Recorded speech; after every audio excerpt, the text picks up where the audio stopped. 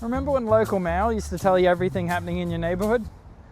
Yeah, neither do I, but YouTube had me convinced otherwise, that this little side hustle, selling ad spaces on giant postcards, was a hidden money printer. And honestly, it sounded legit. No money down, thousands of postcards, it's a huge postcard, you don't need any experience, easy money, right? So I tried it, and today, I'll tell you whether it works. So what is this 9x12 thing?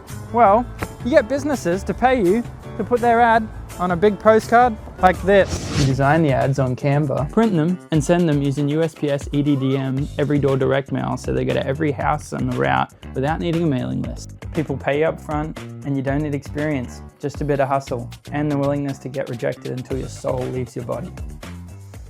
So does it work? I remember the day I found out I could not sleep. I woke up at 3 a.m. and immediately started building a spreadsheet of all the businesses I could find in different categories. I did that for 18 hours straight, no breaks, and I loved it. By the end of the day, I had about 30 business categories with about 10 contacts in each. All I had to do now was sell. I've done sales before, but telemarketing, cold calling people off Google, that is a different kind of hell. Kudos to anyone who does telemarketing.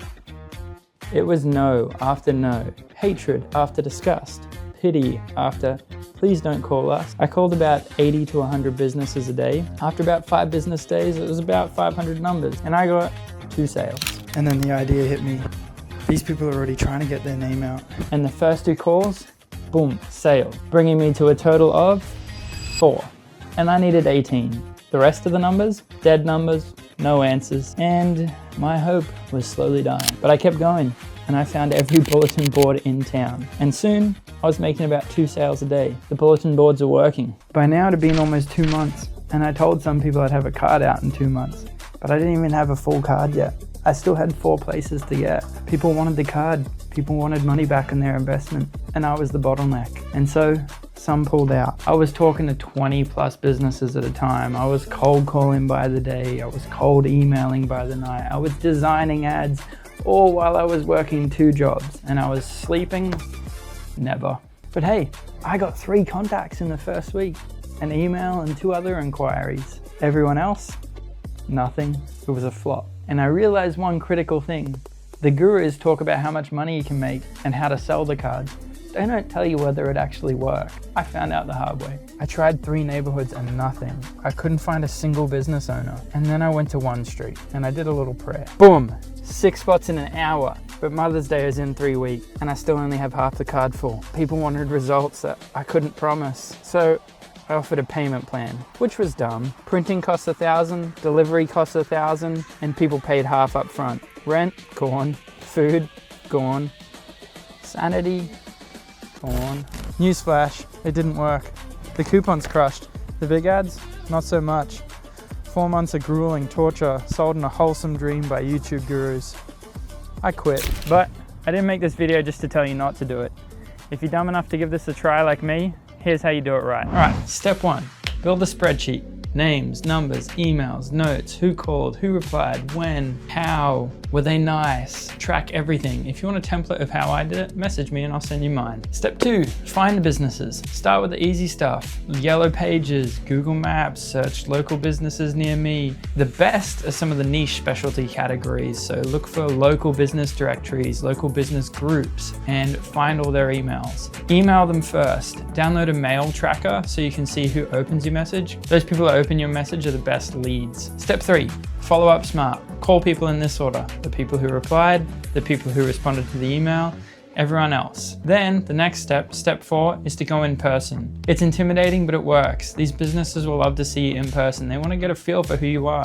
You are working in a partnership with them. So go in person and talk to these people. Step 5, my cheat code. Go to the community bulletin boards. There's ones at coffee shops, post offices, libraries. These are all people who want to get their attention out there and they're well immersed in the community. Go find them and work with them. You can do a successful business partnership together. Step 6, this is probably the most fun for me, and that's designing the ads. Honestly, you don't need a lot. There's a lot of templates, there's a lot of apps you can use. Canva is great.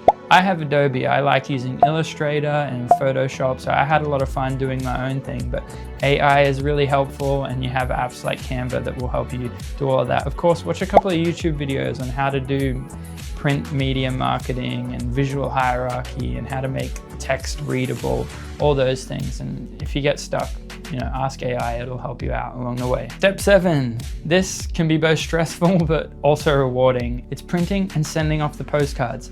So you basically got 2 options. One's easier but more expensive, one's harder but cheaper. The first option is that you use the EDDM service with the printer that you have. When you print with them, they can handle the EDDM routes. They'll bundle it up and they'll send it off to the post offices and get it all organized. Or you can do what I did, where you get it printed and shipped directly to you, and then you handle all the delivery through USPS. I did this, saved me a couple $100, and I wanted to learn and go through that experience. It's also a really cool feeling to get these postcards in your hand. Mind you, that's how I ended up with like over 160 pounds worth of cards in my living room. Now, if you do decide to do that and you send them off with USPS, I recommend that you watch a tutorial on how to do this, but in the simplest terms, you bundle them into stacks of 100, attach the slips that you get when you print out your order form, and then you drop them off at the post office. It can be a little confusing, but hopefully that helps. Step 8. This isn't really a step, but this is a crucial thing to remember, is that this is a big relationships business. You are constantly talking to people, constantly in communication, constantly figuring out what people need and what they want. You're always cold calling, cold emailing, cold outreach, and doing all sorts of things to keep up with people. You have to keep up with so many people and maintain so many relationships. That's the most important and probably difficult part that is the mastery of this. If you can master relationships and you can manage having many different business relationships at a time, then you could be successful in this. This is where it's really important to stay organized, because if you have a good spreadsheet and you can manage these relationships, it's going to be easier to keep this going and keep the ball rolling and continue into more months. Remember, don't treat people like a transaction.